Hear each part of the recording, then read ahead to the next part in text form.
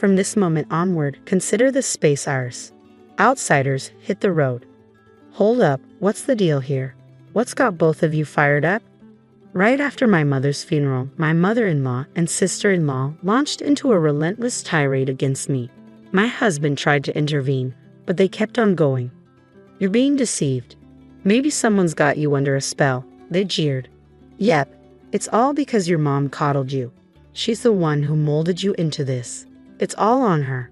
When they started disrespecting my late mother, I snapped. I can handle them trash-talking me, but I won't stand for it when it comes to my mom. I'm Kathy, 35 years young. My husband David, just a tad older, and I crossed paths at work and tied the knot 5 years back. We used to share our space with my mom, creating quite the dynamic household. Looking back, these past 5 years have been a whirlwind. It all started at my dad's real estate firm half a decade ago. With a knack for understanding the ebb and flow of both people and money, I pursued economics in college and applied that know-how to my career. Yet, amidst my strides, there were whispers.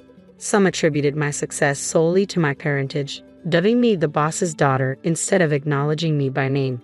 And then there was David, the golden boy of sales in the same company, drawing attention from all corners, leaving me on the receiving end of more than a few icy glares. Don't get me wrong, I'm not naive enough to claim all my achievements as solely my own. It's the collective effort of those around me. Still, it grated on me, being boxed in as just the boss's daughter. These trying times, my father passed away.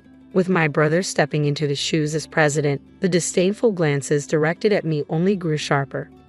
Must have botched something up if your brother's taking the reins now. Guess we'll just call you the president's sister, huh? Normally, I might have brushed it off, but in the wake of my father's funeral, those words cut deep. Mentally exhausted, I found myself grappling with a singular question. What do I truly desire?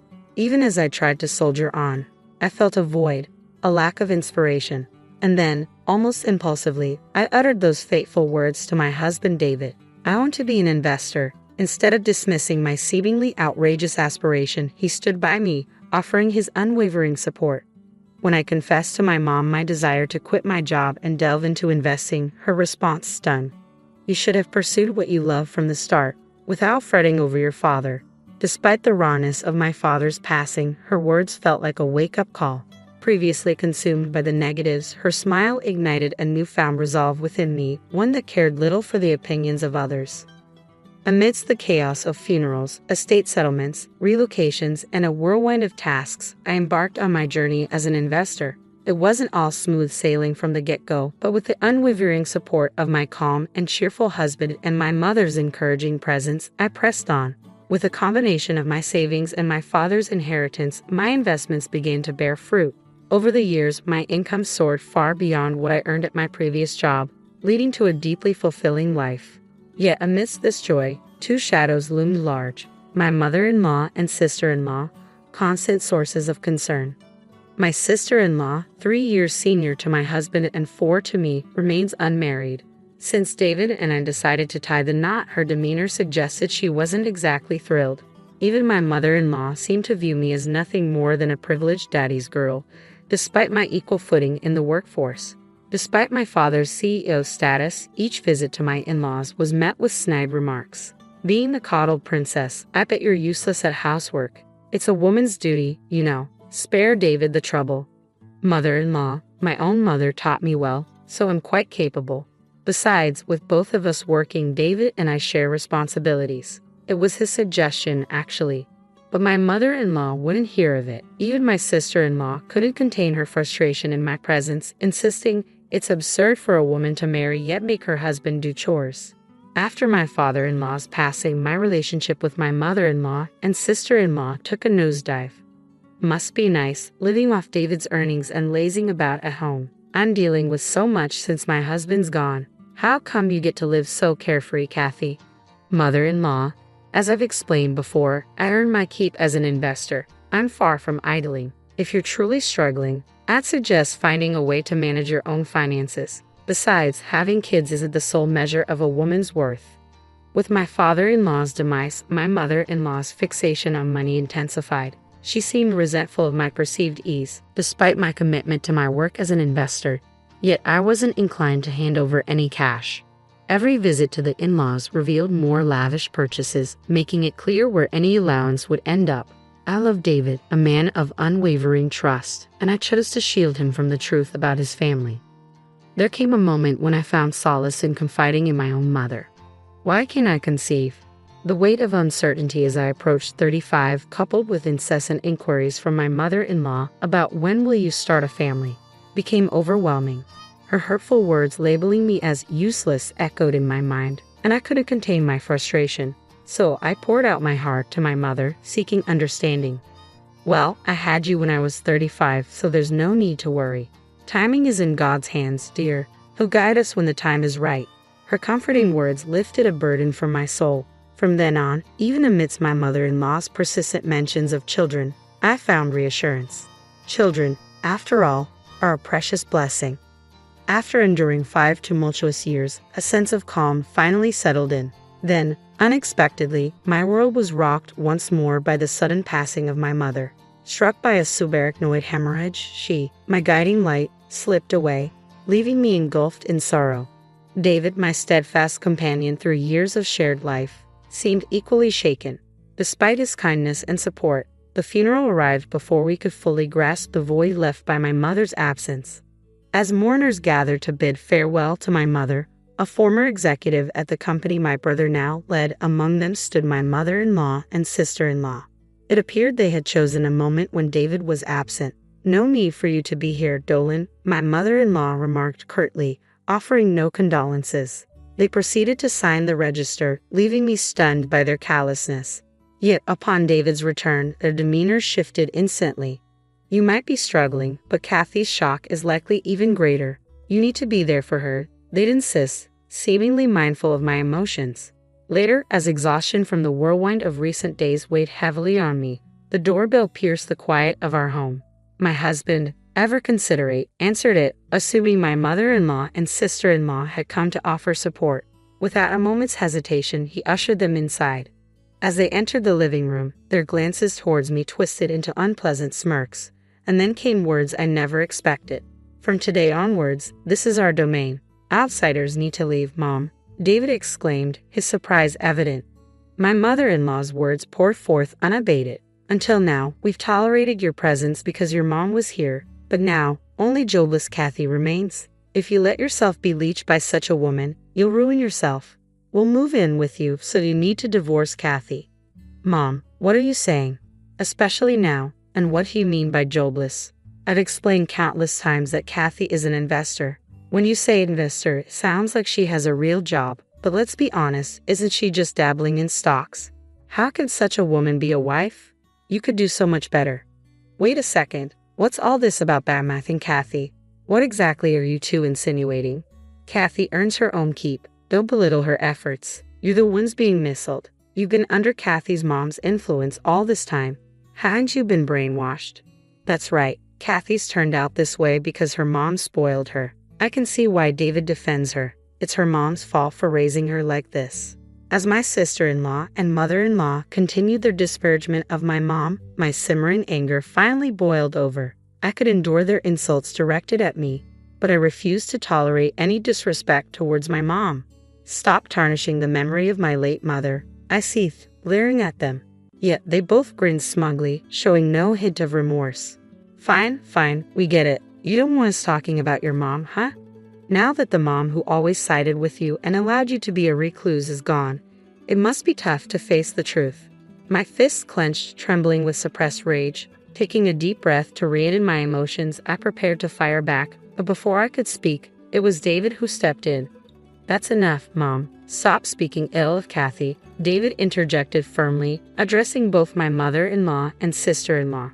"Kathy isn't a recluse. She's a legitimate investor. My mother-in-law and I have been supporting Kathy's endeavors from the start. If Kathy were just fooling around, neither of us would have stood for it." Even my mother-in-law, sister-in-law, and I couldn't conceal our surprise at David's uncharacteristically stern tone. My mother-in-law seemed taken aback, scrambling to offer excuses. "Don't be so upset. Nevertheless, Kathy's lifestyle thus far has been sustained by your income, hasn't it? You've provided her with a privileged life, even buying her this lavish condo." Poor David. If you move in with us, we'll take care of all the household chores. Just give us a small allowance. That's all we need. Isn't that right, Mom?" My mother-in-law's words were cut short by David's flustered voice. "This apartment belongs to Kathy." "What?" My mother-in-law's incredulous cry filled the room, her surprise impossible to conceal. She scrutinized David with wide eyes, as if seeking confirmation. "This apartment belongs to Kathy. When did this happen? I never agreed to that. This apartment was part of my father-in-law's legacy, and Kathy inherited it. That's why the title is in her name. Besides, we split the living expenses evenly. I don't understand what you're insinuating, but Kathy earns more than I do." Both my mother-in-law and sister-in-law were taken aback by David's revelation. It was understandable. They couldn't have fathomed that I earned more than him. My mother-in-law's energy waned at David's words, leaving her looking like a deflated balloon. Taking the reins from her, my sister-in-law spoke up. "That's impossible. Do investors really make that much? Just by trading stocks as an individual? I can't speak for other investors, but perhaps Kathy has a knack for it. Regardless, the facts remain. How dare you undermine my beloved wife? This is our home. Stop kidding around, both of you. Leave now." Upon hearing David's words, my sister-in-law spiraled into panic. "What? Hold on. We came here expecting to move in today." "What?" Now it was my turn, along with my husband, to exclaim in surprise. "You sold our house. Why the sudden decision? You could have at least discussed it with me." We thought we could stay here, and we were strapped for cash. I quit my job, assuming you'd support us. If you don't let us stay, we'll be in serious trouble. Mom, please say something." With pleading eyes fixed on David, my sister-in-law shook her mother, who seemed frozen in shock. But the magnitude of the situation left my mother-in-law in a daze. My sister-in-law, her confidence shattered, now clung to me for support. "Hey, Kathy, I'm sorry. Please talk to David for me. We can't go on like this. You mentioned you sold your house, so you must have some money saved up, right?" I spoke coolly to my clinging sister-in-law, prompting her to lash out at me. "Don't act clever. Just because your investments turned out well, don't think you're above everyone else. Know your place. Enough is enough." David's voice boomed, drowning out even my sister-in-law's protests. He fixed a piercing stare on her as she fell silent. "Forget about the house. I won't even demand my share. Just leave right now." With that, my husband practically escorted his mother and sister out, firmly locking the door behind them. For a while, we could hear the persistent ringing of the doorbell and pounding on the door, but eventually the noise faded into silence. After that ordeal, word from relatives had it that my mother-in-law and sister-in-law had secured a modest apartment to rent and were now living together. Their old family home, nestled in a remote area, didn't fetch much on the market, given its location and the value of the land.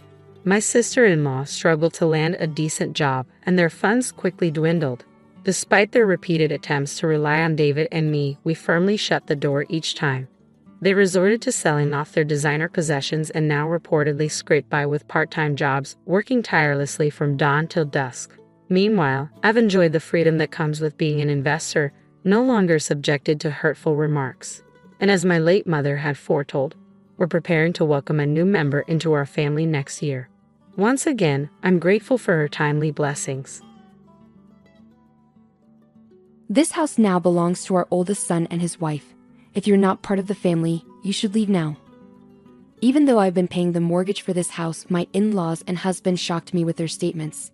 They've been using me to pay off the mortgage all along. When I found out, I went from feeling thankful to really angry. "Fine then, I'll move out," I said defiantly to their teasing. "I'll show them they shouldn't mess with me."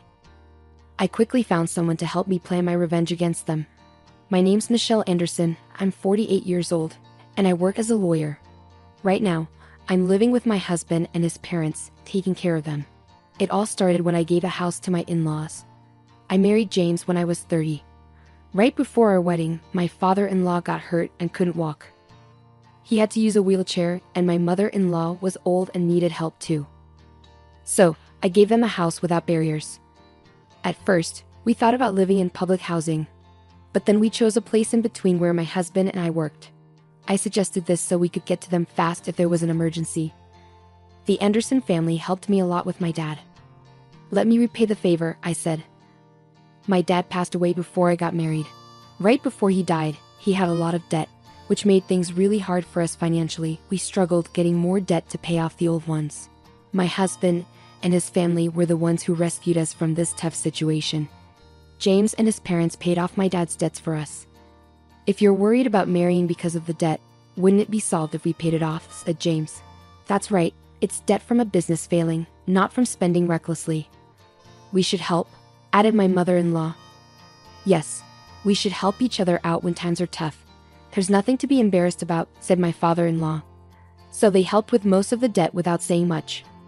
Both my dad and I were really grateful, and I worked hard to pass the bar exam. The total borrowed from my husband's family was about $50,000. I was sure I could pay it back once I became a lawyer. I didn't want the debt hanging over me forever. My main goal was to pass the bar exam and become a lawyer. With a strong promise to pay back the money I owed, I kept studying hard to become a lawyer. With that determination, I buried myself in books, and after lots of effort, finally passed the bar exam. My dad and in-laws celebrated my success, and I was really happy to start my career in law. I found a job quickly and started working at a law firm.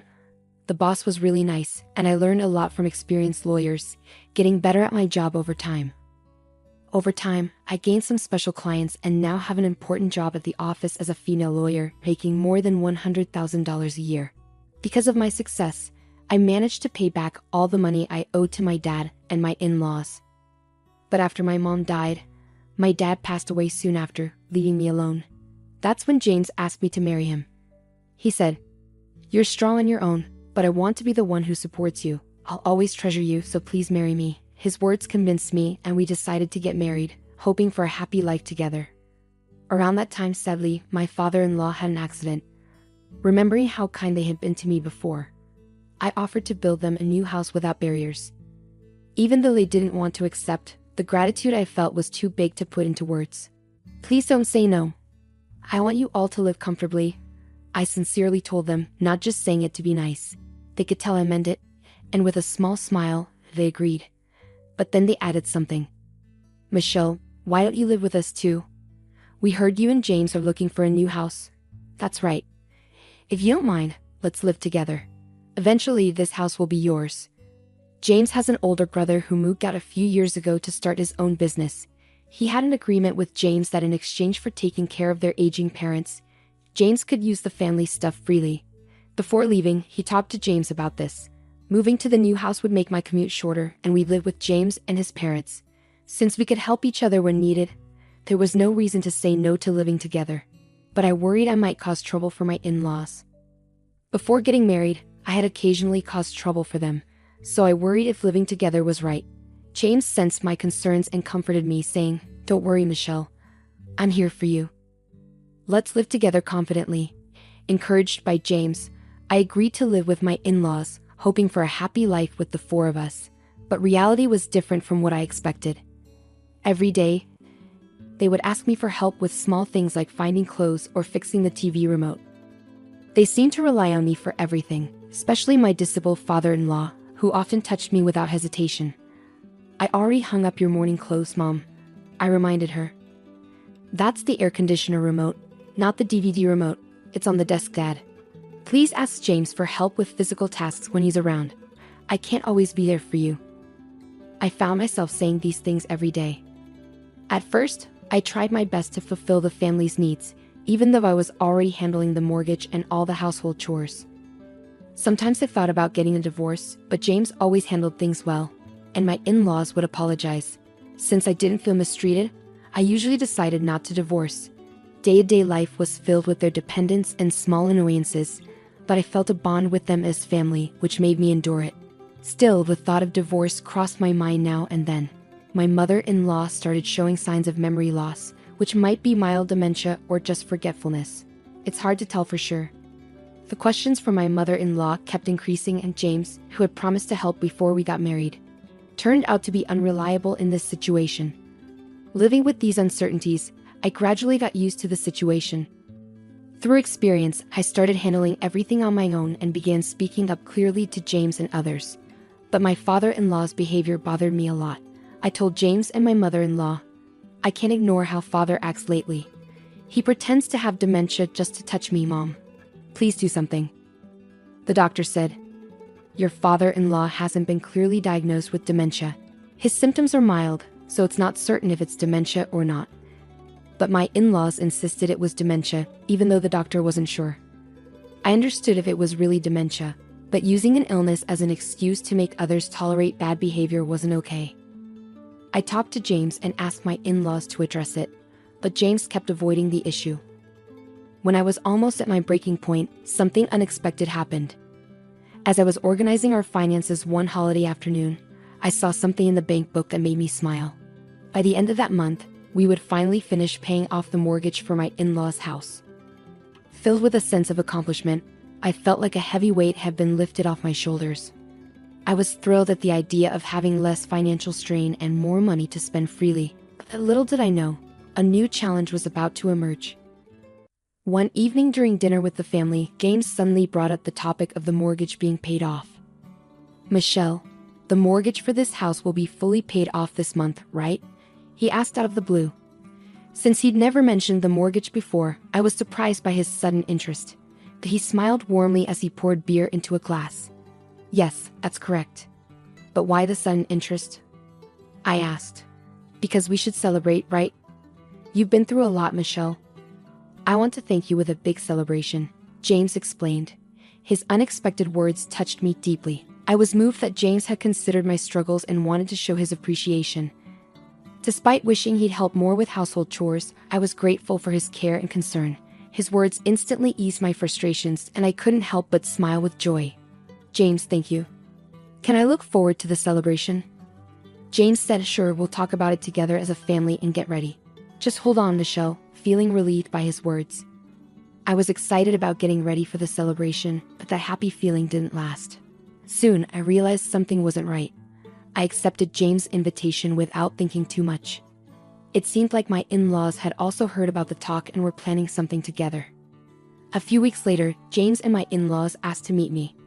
Since work wasn't too busy and I was in a good mood, it seemed like a perfect time for a celebration. Sorry for calling you in suddenly. We have something important to discuss, James said. It's fine, no worries, I replied. Today, we as a family need to talk to you about something important, Michelle, my father-in-law said. What's going on? I thought it was all about the celebration. So why were they sounding so serious?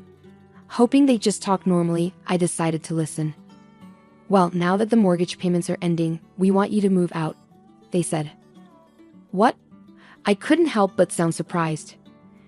They wanted me to leave once the mortgage was paid off. What did they mean?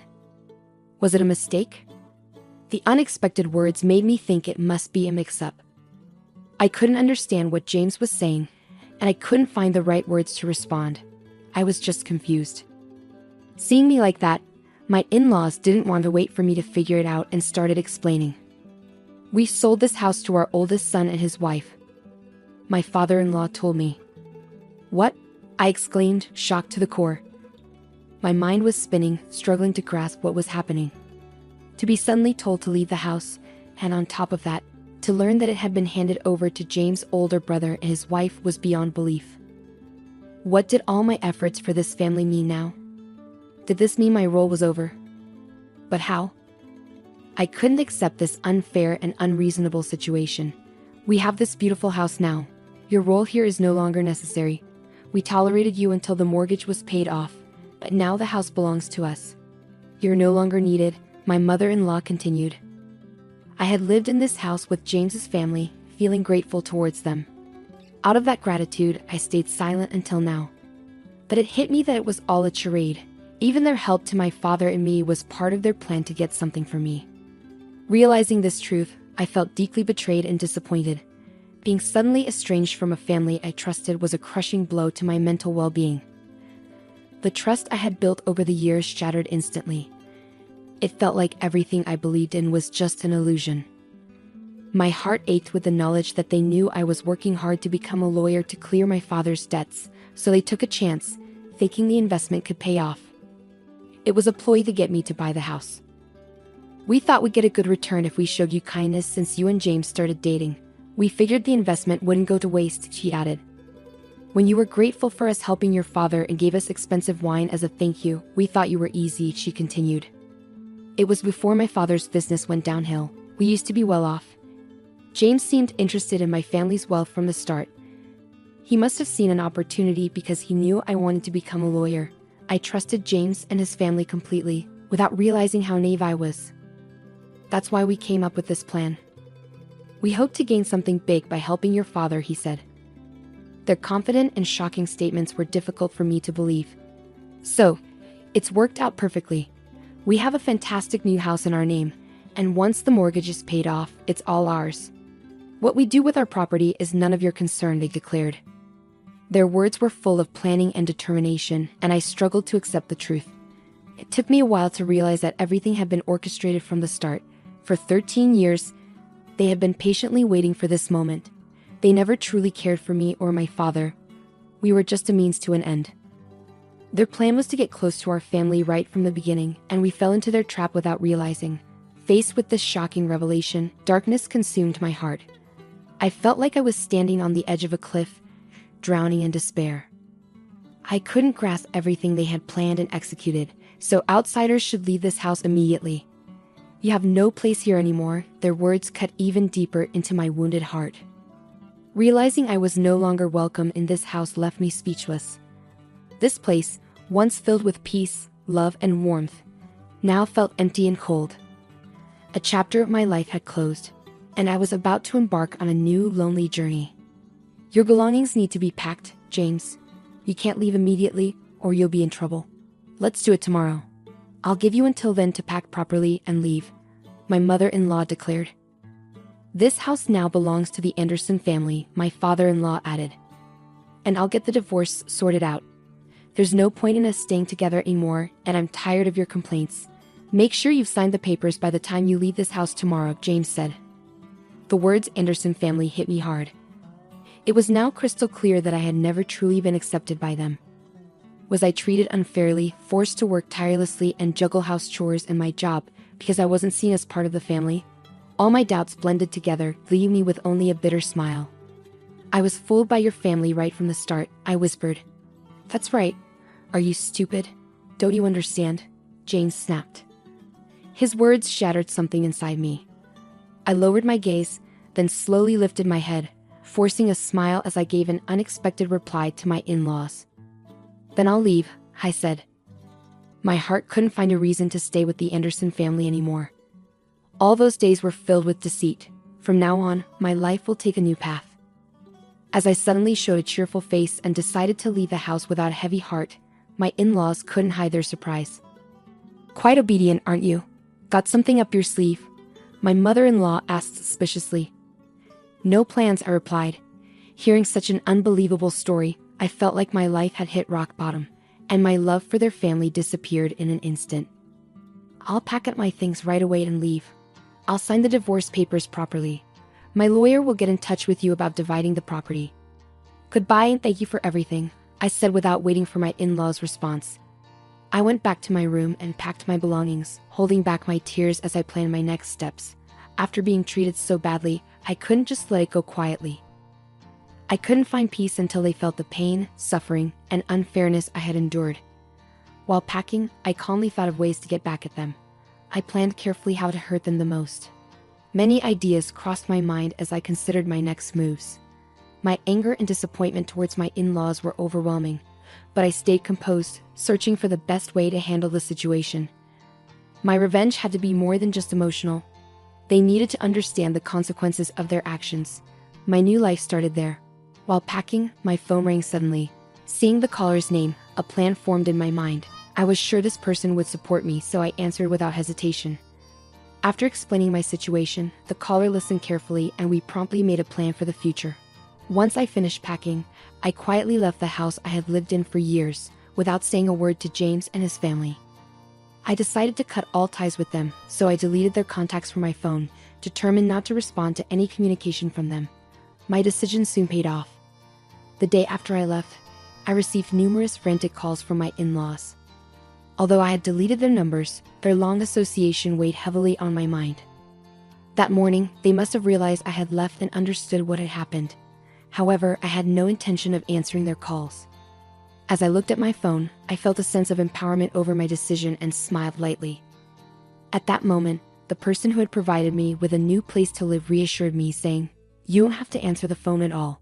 I gratefully nodded at his words. I was ready to take the first step towards a fresh start. My life was about to begin a new chapter in a new environment. As the calls from my mother-in-law ceased, James began bombarding me with his own calls. Each one felt like unbearable noise.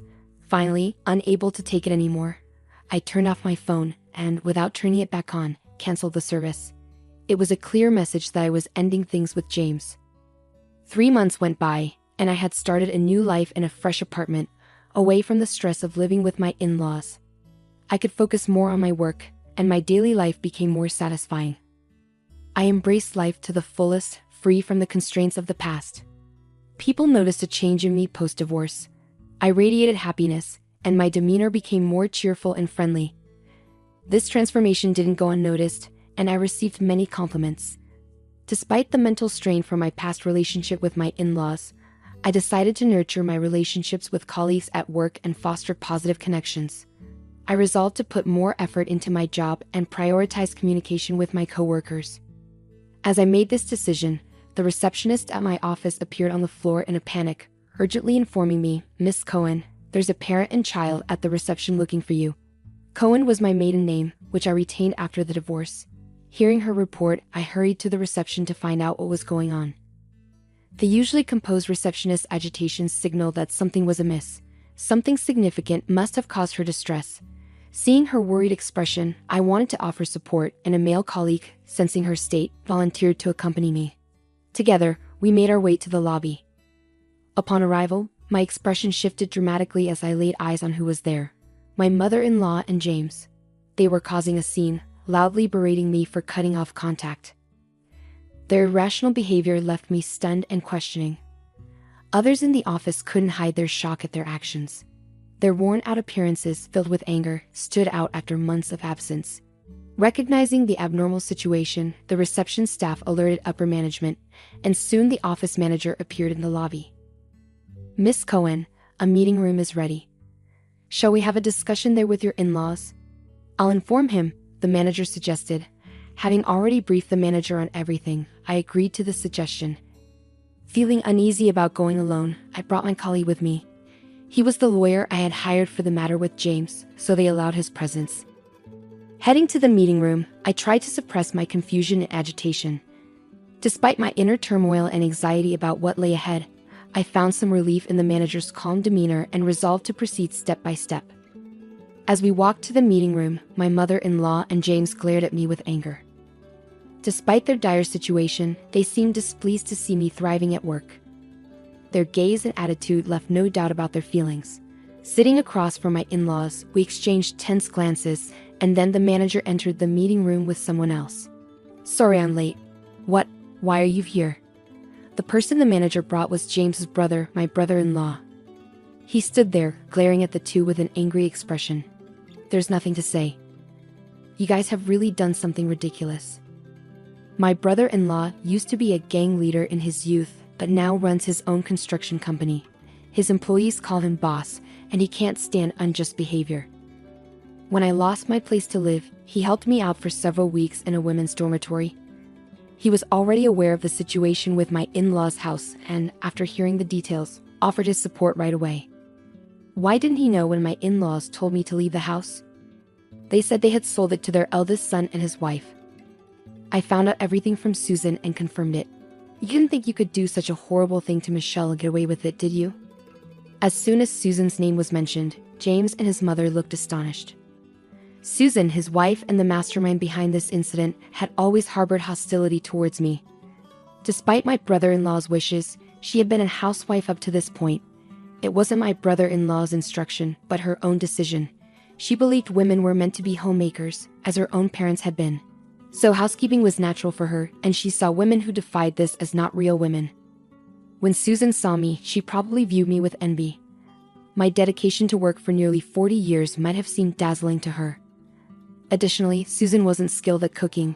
Even my brother-in-law and father-in-law had asked my mother-in-law to teach her, as I had heard from James. On the other hand, I managed household chores well while balancing my job. Perhaps she envied my ability to handle everything efficiently. Every time Susan encountered me, she made snide remarks. She accused me of neglecting household duties or leaving them to my husband, hurling harsh words at me for decades. However, my brother-in-law always intervened, which likely added to Susan's dissatisfaction. He supported Susan's desire to work and helped with household tasks. Susan's inaction in improving her situation was her own choice, and it was unfair for her to take out her frustrations on others. When my brother-in-law warned Susan, she redirected her discontent towards me. Susan confessed that she had orchestrated the entire plan to take over the house and pressure me into buying it. She manipulated my mother-in-law and father-in-law to execute this scheme. They'd probably believed they could obtain their own house and continue pretending to be senile, leaving me unable to object. They had found ways to orchestrate the plan without involving my brother-in-law, whom they couldn't contact because of Susan. James had also accepted a reward for assisting them in this scheme, making them all accomplices. The only person unaware was my brother-in-law, who would have stopped such foolish actions if he had known. This likely filled him with regret, explaining why everyone behaved timidly whenever he visited. When my brother-in-law came over, my parents-in-law didn't take any action, likely fearing the consequences if he found out about the situation. The manager and my colleagues watched my in-laws with astonishment. So, how do we proceed? I have no intention of forgiving even a fraction of the insult I received, let alone the trouble caused to Michelle, I stated firmly. But it was Susan's suggestion, James protested. That's right. We were just misled by clever words. It wasn't intentional, my mother-in-law added. At James' statement, my patience wore thin. I stood up, my face burning with anger, and yelled at my mother-in-law and James. How can you claim innocence after such a betrayal? Do you have any idea how much pain I've endured in these 13 years? My suppressed emotions burst forth, and tears of anger and frustration streamed down my cheeks. My mother-in-law and James had never seen me cry before, no matter the hardship I faced. Even when my father-in-law was wrongly considered senile and acted recklessly, I never shed a tear. In their eyes, I was always a strong woman who never faltered. Seeing me raise my voice and cry must have been shocking for them. Do you realize how grateful I was to you? How much I wanted to repay you? And now to discover that your care for my father was driven by such selfish motives. I may forgive you, but I will never forget. With those words as a cue, my brother-in-law brought someone into the meeting room, a man in a black suit. He sat opposite us, his gaze fixed on my in-laws. He will have to take responsibility for this, he declared. Faced with this unexpected turn of events, my mother-in-law exclaimed in surprise. This man is my lawyer, hired by my brother-in-law. He is a respected attorney in our office, like a mentor to me. We intend to seek compensation for the unfair treatment I've endured, I explained. What do you mean? It's pointless to dwell on the past now, James argued.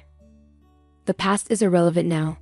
The lawyer, who had been quietly listening to my in-laws, adjusted his glasses and calmly refuted them. The current evidence and the basis for the future claim of damages make the lawsuit fully feasible, especially since there was no agreement not to claim property at the time of the divorce. In this case, there is no specific time limit for claiming compensation. As he spoke, the lawyer took out a SSD from his pocket, leaving my in-laws confused. What is that? My mother-in-law asked. This is the record Michelle has been keeping. Her PC was equipped with a camera for remote meetings, and all your wrongful actions have been saved as data, the lawyer explained. My in-laws' expressions turned pale upon learning this truth. Michelle mostly worked in the living room, didn't she? Modern laptops often have built-in cameras, and your harassment in the living room has backfired, the lawyer said before pocketing the SSD. He then turned to my in-laws, stating firmly, the ownership of the house is already in Michelle's name, and your eviction is just a matter of time. We will proceed with legal action promptly, so please prepare the funds. Wait, you're saying it's changed to her name? James reacted to the lawyer's statement. In response, my brother-in-law raised his voice. I asked Michelle to change the ownership to her name. Thanks to you putting it in Susan's name without permission, the change was surprisingly easy. Anything to say about that? My brother-in-law taunted James with a mischievous smile. James, who had never won a fight against his brother since childhood, couldn't argue back. and my mother-in-law also remained silent. I will also properly bill you for all the expenses involved in that transfer. That's only fair, right? After all, it was your wrongful actions. If you don't deal with what you've started, we'll be in trouble too, said my brother-in-law, folding his arms and standing imposingly.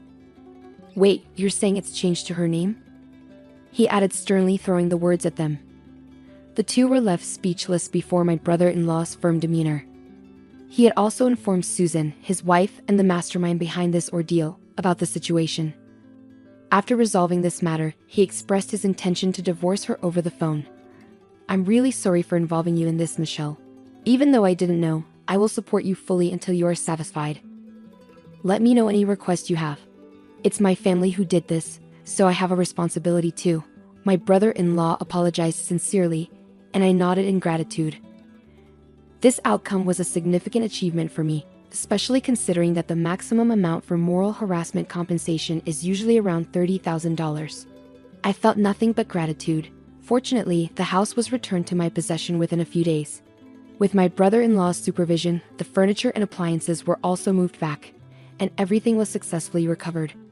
Currently, the house is being used as a rental property. It's too big for me, and with its good location and accessible features, it seemed wasteful not to utilize it. Following my brother-in-law's advice, I started renting it out. Susan is busy with work, trying to pay off her debts. Following my brother-in-law's instructions, she works tirelessly from morning till night, and my mother-in-law and James are in similar situations. My father-in-law, unable to work due to his disability, contributes from his pension towards the debt repayment, and they seem to be leading a challenging life. I feel relieved knowing my brother-in-law is a reliable person. Years have passed since then, and I continue my work as a lawyer. Thanks to my brother-in-law, the monthly payments are going smoothly, and it's expected to be paid off by next year. Despite often contemplating giving up amidst the hardships, I held on to the belief that my efforts would be rewarded someday. That belief has become a reality, and I live each day with gratitude. It appears our working styles just aren't compatible. Starting tomorrow, there's no need for you to come in, I declared, feeling I had reached my breaking point. I couldn't continue working under such leadership any longer, so I made my decision on the spot. Understood. I'll tender my resignation effective immediately. Thank you for the opportunity, I replied calmly, though inside I lamented leaving a job I once cherished. As I adjusted to the hectic pace of my days, a new clerk approached me with news of a visitor. Curious, I made my way to the reception room, where I found Samantha waiting. John, please reconsider returning to our company, Samantha implored, surprising me with her humility. Gone was the stern, demanding figure I once knew.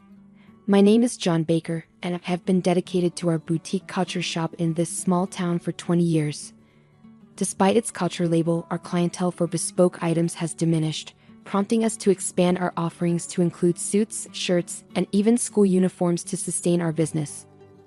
Despite the changing landscape, I've always cherished our shop for its strong community roots and values. However, the atmosphere shifted when our long-standing president fell ill. He was the visionary behind our establishment, but as his health declined, his granddaughter Samantha Smith, with no prior industry experience, assumed leadership. While the transition occurred smoothly, Samantha's approach to management left much to be desired. I found myself particularly singled out by her harsh scrutiny. Samantha, how are our sales faring recently? I urge you to secure new contracts promptly, she demanded, clearly irritable. I've been actively seeking opportunities, but it's challenging to attract clients interested in couture. The decline in demand is evident, and our traditional couture model is facing challenges, I explained, attempting to provide context. However, Samantha's response was unforgiving. I don't want excuses. It's not a matter of impossibility, it's a matter of effort. Until you bring in new contracts, merely servicing existing clients won't suffice. I expect you to expand our client base, she retorted with a heavy sigh, leaving little room for discussion. Don't assume you're here indefinitely. Spend more time networking outside. Don't return until you've clinched a contract, Samantha commanded, rising from her seat, her designer bag and impeccably tailored suit serving as symbols of her authority as the company's president. However, her penchant for spending work hours at spas and salons eroded the respect of her employees. Taking a break, Miss President? We have a 3:00 p.m. meeting regarding the uniforms. I interjected, only to be met with Samantha slamming her bag onto the desk with a resounding thud. A break? Let me make this clear, a president doesn't take breaks. It's frustrating to be lumped together with regular employees. Opportunities can arise unexpectedly, and it's crucial to maintain a visible presence. Think before you speak, she reprimanded sharply, before briskly making her exit, the glimmer of her ostentatious diamond necklace almost blinding in its brilliance. As the lunch break commenced, I hastily devoured my meal, reminiscing about the days when leisurely lunches were the norm before the previous president's departure. Since Samantha assumed control, the luxury of idle chatter and shared takeout had vanished. Instead, there was an unrelenting emphasis on performance metrics and contract acquisition, with Samantha often remarking, "If you have time for lunch, you have time to sell." It was a stark departure from the camaraderie we once shared, leaving me wistful for those bygone days. However, sentimentality must take a backseat today. Amidst my packed schedule of client visits, securing a new contract is imperative. While skipping pleasantries with established clients could potentially increase sales visits, I remain steadfast in my belief that nurturing personal connections is paramount. There's a unique joy in collaborating with trusted tailors and selecting couture pieces together, fostering a sense of trust that transcends mere transactions. It's these enduring relationships that compel customers to invest in our couture for their special occasions. Despite the pressing time constraints, I ensure to extend genuine greetings to our suppliers and loyal clientele. Visiting the home of an elderly customer who had entrusted me with her granddaughter's wedding couture, I inquire of the recent nuptials. The warmth in her recounting of the celebration and her satisfaction with our couture fills me with genuine happiness. When she entrusted me with her other granddaughter's wedding attire, it was truly a moment of joy. As the day unfolds, the dwindling time leaves little opportunity to pursue potential clients, resulting in a lack of new contracts secured. With the clock striking 2, I reluctantly begin my return to the office, knowing I must hurry to make it in time for the impending meeting. Each step feels heavier with the weight of unfulfilled expectations. Upon my return, Samantha's probing words greeted me, igniting a sense of dread. Her assumption that I must have secured a contract due to my absence from slacking off left me speechless. Samantha's presence, unusually early for once, seemed to amplify the tension in the room, threatening to unravel my composure. My hesitant response only seemed to exacerbate Samantha's displeasure as she kicked the desk, her voice escalating in frustration. "No results? You're becoming a liability to the company. Perhaps it's time you started looking for a new job. There's no shortage of skilled individuals, unlike someone in their 40s with no discernible talents." Her words stung, fueling my irritation as I reluctantly shared the modest progress I had achieved. Despite the positive feedback from a client who expressed interest in utilizing our services again, Samantha's reaction was far from encouraging. "And when will this potential sale materialize? How many items? At what price point? Is this a one-time occurrence or a recurring agreement?" Samantha's interrogation continued, her tone devoid of warmth or understanding, further deepening my frustration. "Listen, you seem to confuse socializing with sales. Sales isn't complete until the product is delivered and the invoice is sent. It serves us no purpose to inflate the significance of your casual conversations and boast about them." Though I felt the urge to retort against Samantha's assertion, the reality remained that I had failed to secure any new contracts. Determined to prove her wrong, I resolved to redouble my efforts and secure a contract the following day. As I began organizing for the impending meeting, Samantha unexpectedly interjected. "Change of plans. I have an appointment to attend, so let's postpone the meeting report until tomorrow," Samantha announced, already preparing to leave. Caught off guard, I couldn't help but question her decision. "Wait a moment, I was under the impression we had a meeting scheduled for today. If we don't confirm and proceed with the orders now, we risk missing deadlines. Your presence as the president is crucial. Is this appointment truly unavoidable?" I queried, met with an unmistakably irritated expression from Samantha. "It's an important dinner engagement. I don't have time to spare on this matter, so I'm leaving now," Samantha asserted, her tone brisk as she made her way towards the exit. Just before departing, she turned back to address me. "Remember, your job isn't finished after the meeting. Once the orders are placed, go out and secure at least one new contract. And don't expect any overtime pay, so give it your all," Samantha remarked with a hearty laugh before exiting, leaving behind a puzzled meeting attendee who had expected the president's presence. However, I managed to reassure them and salvage the situation. In our small-scale company, trust is paramount. This was a principle instilled by the previous president, who led by example, always attending sales meetings and diligently overseeing deliveries. It was this commitment to service that garnered trust from our community, sustaining our business thus far. Yet lately, I sensed a decline in that trust. Determined to restore it, I resolved to handle the situation with integrity and secure orders as usual. After seeing off our business partners and gaining their understanding, I immediately began preparations for further sales visits. I'll be stepping out for a while, so feel free to leave when you're ready. Thank you all for today, I announced to my colleagues, eager to take proactive steps towards rebuilding trust in our company. It was already nightfall, the workday long over, as I exchanged greetings with a few remaining colleagues before embarking on my sales rounds. The following day, I arrived at the office with renewed vigor. The previous day's cold calls had yielded promising results. I had engaged with a potential client interested in revamping their company's uniforms.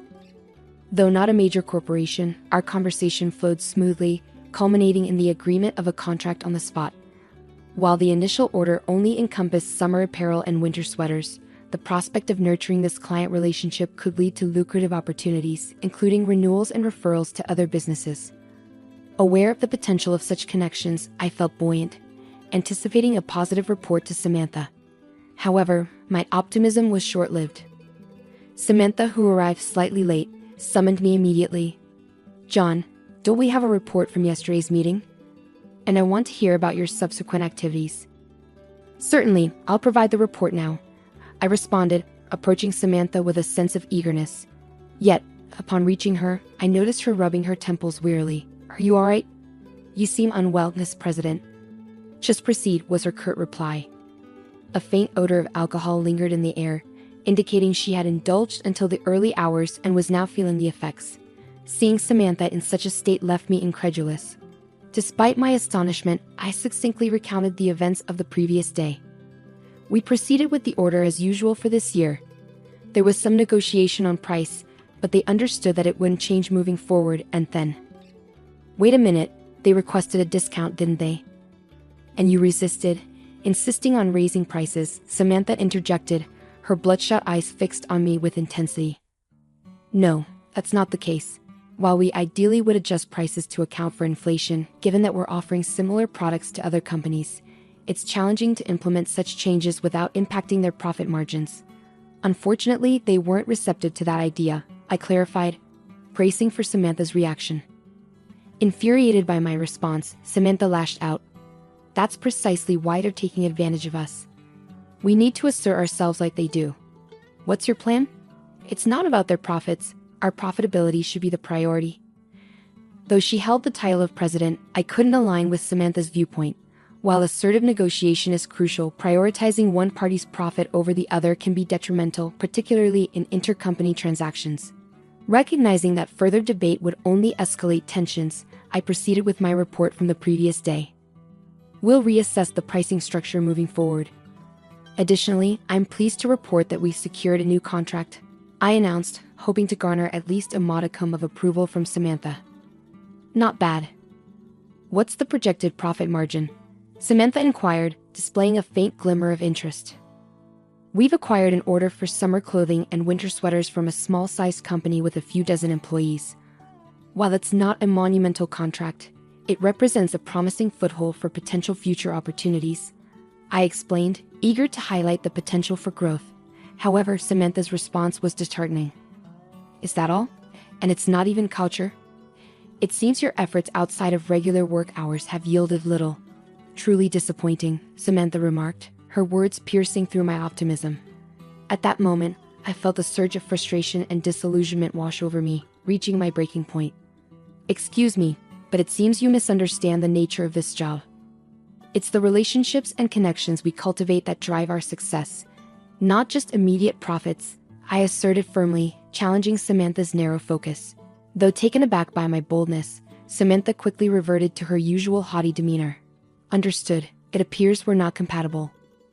"You needn't come in from tomorrow," Samantha declared, drawing a decisive line. I had reached my breaking point. Continuing under such leadership was untenable. "Understood. I resign effective today. Thank you for the opportunity," I responded without hesitation, knowing that I couldn't continue in an environment that disregarded the importance of meaningful connections. With that, the decision was made for me to leave the job I once loved. Alone in the empty room, I grappled with uncertainty about my future. Despite leaving abruptly, I had nowhere to turn. My modest salary had left me with little in savings, and the prospect of financial instability loomed large. Then, unexpectedly, a familiar name flashed across my smartphone screen: Tom Wilson. We had attended college together, sharing fond memories and occasional outings. Though our interactions had dwindled in recent years, the call from an old friend filled me with hope. "Long time no see, how have you been?" Tom's voice carried warmth and familiarity, offering a glimmer of comfort in my moment of uncertainty. "Indeed, it's been too long. I'm doing well. You sound great too, John." Tom greeted me warmly, though his next words cast a shadow over our conversation. "How's work?" "Knowing you, John, I'd imagine you're excelling as a capable leader with a strong support network." "It's a bit complicated. I've actually been unemployed for a while now," I confessed, feeling a pang of disappointment even in Tom's sympathetic response. Despite his usual upbeat demeanor, Tom seemed momentarily at a loss for words. "It's been challenging," I added, trying to lighten the mood. "It must have been tough. Let's not dwell on it over the phone. How about we meet up for drinks? It's a sudden invitation, but what do you say about today?" Tom proposed, and I eagerly accepted. The prospect of catching up with an old friend was a welcome distraction, and I felt a deep-seated need to confide in someone. We settled on a pub we used to frequent and agreed to meet later that day. I was taken aback. You clashing with the president and leaving the company in such a dramatic fashion. You used to avoid conflicts at all costs, always quick to apologize even when it wasn't warranted, Tom remarked, genuinely surprised by my recent upheaval. I was surprised myself. But I couldn't reconcile with the new president's approach. It's one thing not to understand the intricacies of fieldwork, but disregarding the needs of clients and partners entirely was a deal-breaker, I explained, grateful for Tom's receptive ear. Despite years of distance between us, I was comforted by the familiarity and openness of our conversation. "Did you always work in sales at that company?" Tom inquired, delving deeper into my professional history. Sales was certainly a big part of my role, but I also dabbled in website development and attempted to introduce new products. It was enjoyable, but unfortunately, budget constraints hindered our progress. I explained to Tom while showing him the company's website on my smartphone, proudly revealing that I had created it myself. "Did you really design this? I assumed it was outsourced. It's just as professional as any other site," Tom marveled, impressed by my handiwork. The previous president emphasized the importance of a website that would appeal to younger demographics, so I dedicated myself to learning. While couture is undeniably beautiful, the industry is facing challenges. I had to think outside the box, I elaborated, recalling the efforts I had invested in the project. "But with our company's size, there are limitations," Tom observed, leaning in attentively as I continued. "True, but I had ideas that I wasn't able to fully realize," I confessed, seizing the opportunity to share my aspirations with Tom. "The demand for everyday culture may be declining, but there's a growing need for attire for special occasions and social media appearances. By focusing on these niche markets and catering to inbound demand, I believe we can chart a successful course forward," I explained passionately, articulating my vision for the future. Indeed, I had aspirations beyond just culture. I envisioned introducing high-quality leather goods under our brand at a slightly lower price point. Offering consumers affordable yet luxurious products would not only be appreciated, but could also yield substantial profit margins. "We can't rely solely on thin margins to sustain our business," I explained to Tom, elaborating on my vision for diversification. Tom listened intently, his arms crossed as he contemplated my words. "So, was it the lack of initial investment, or did you abandon the idea due to insufficient funds?" "It was a combination of both, along with the current president's strong opposition," I admitted. She argued that a culture shop shouldn't stray into other ventures. I understood her desire to preserve the legacy of the previous owner's cherished culture shop without deviating from tradition. However, it's becoming increasingly difficult to resist the inevitable changes brought about by time and the declining industry. I had hoped to inject new ideas into the company, but they weren't well received. Finishing his beer in one gulp, Tom turned to me with a serious expression. "John, how about joining my company? I'll offer you a fixed salary equivalent to what you were earning, plus commission on sales. It's a pretty good deal, don't you think? His eyes held a sense of determination. I was taken aback by Tom's offer to join his company. I had known he was running his own brand as a sole proprietor, primarily online without a physical store, but I never imagined he could afford to hire someone like me. When I expressed my surprise and sought confirmation, Tom chuckled and reassured me, "You underestimate me. While my main business operates online, relying on outsourcing alone isn't sustainable in the long run. It's time for expansion, and I believe bringing you on board is the right move." He leaned in, whispering the impressive turnover of his store and his monthly earnings, leaving me in shock. The amount he made in a month far exceeded my yearly income. "So, I'm looking forward to having you join us. I'll be counting on you starting next week," Tom concluded, and we agreed to formalize the contract later, sealing my employment at his company. Upon joining Tom's company, I wasted no time in making an impact. I revamped the website, making product searches easier and more intuitive. The result was a tenfold increase in page views almost immediately. Additionally, I introduced suits and leather accessories to augment the range of products, which had previously consisted mainly of t-shirts. The quality and usability of these new additions were well received, and positive word of mouth quickly translated into increased sales that outstripped those of the t-shirts. Hey, the orders just keep pouring in, but production can't keep up. Can you help us out?" Tom exclaimed, overwhelmed by the surge in demand.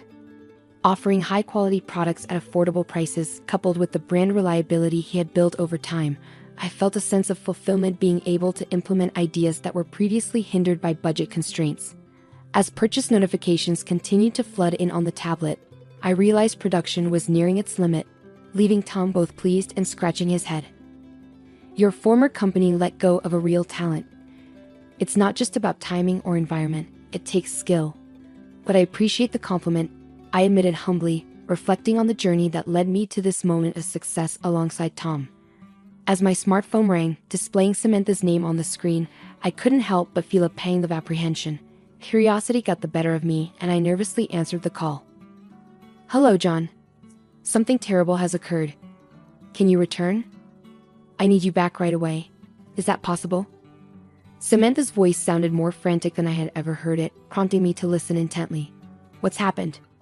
I inquired, my concern growing with each passing moment. "Our couture clientele has threatened to take their business elsewhere if you're not present. Additionally, our partners are specifically requesting your involvement, and the company website is experiencing ongoing issues due to a lack of updates. Can you return promptly to assist?" Even though I had parted ways with the company, I responded courteously. "I understand the urgency, but I don't believe it's appropriate for me to directly engage with clients anymore. However, I'm willing to address the website and system issues on my next day off." I didn't formally hand over that responsibility, so I accept full responsibility for any oversights, I explained calmly, attempting to offer a reasonable solution. Despite my efforts to accommodate, Samantha's response indicated dissatisfaction. "What you mean? Just come back. Considering everything the company has done for you, why are you hesitating?" Samantha's tone was a mix of urgency and frustration. "I was let go from the company. Are you suggesting a rehire?" I questioned, trying to clarify the situation. "Don't be so arrogant. I assume you're struggling financially now, right? I can offer you the same salary as before, so there's no need to worry," Samantha retorted, her tone dripping with condescension. "Apologies for the interruption," Tom interjected, unable to contain his laughter. He mimed a gesture of encouragement, silently urging me to stand my ground against Samantha's presumptuous offer. "Do you have any idea about my current salary? I likely earn in a month what you make in a year. In fact, my current salary could surpass the annual revenue of my former company within just a few months," I calmly asserted, making it clear that financial incentives weren't a compelling reason for me to return to my old workplace. Despite cherishing memories from my previous job, I found fulfillment in my current position and had no desire to work under such leadership again. After politely bidding Samantha farewell, I ended the call. Since joining Tom's company, our operations had grown exponentially. With my contributions, we forged partnerships with outsourcing firms and attracted new talent, leading to rapid expansion. Witnessing the success of products I helped develop being embraced by consumers and shared across social media, I felt a profound sense of satisfaction. Amidst my hectic schedule, I was interrupted by a message from a newly hired clerk informing me of a visitor. Intrigued, I made my way to the reception room, where I was surprised to find Samantha waiting. "John, I'm begging you, please reconsider coming back to our company," Samantha pleaded, her desperation palpable. Despite her earnest plea, I remained resolute in my decision to move forward and declined her offer. "What happened?" "Let's hear the details first," I urged Samantha, guiding her to sit on the sofa. She appeared visibly worn out, a stark contrast to her once vibrant demeanor. "Since you left, we've been hemorrhaging customers. It's not just individual clients. Even our corporate partnerships are crumbling. I can barely cover the employees' salaries anymore. If things continue like this, we'll be forced to shut down the shop." "I need your help," Samantha confessed, her voice tinged with desperation. While I couldn't help but sympathize with Samantha's plight, it was clear that she had brought this situation upon herself by prioritizing profits over communication and relationship building. It was inevitable that partners would abandon ship if they felt neglected. "I'd like to assist, but I'm currently overwhelmed with responsibilities at my current company. I'm sorry, but I can't offer you immediate help," I responded, regret lacing my words. In a last-ditch effort, Samantha implored me for assistance, clutching at straws. "Samantha, it's time to gather your strength. Have you exhausted all possible avenues? Now is the moment to take decisive action. Rebuilding trust requires face-to-face interactions, understanding their needs, and showing empathy for their concerns. Please dedicate yourself to what you've neglected until now.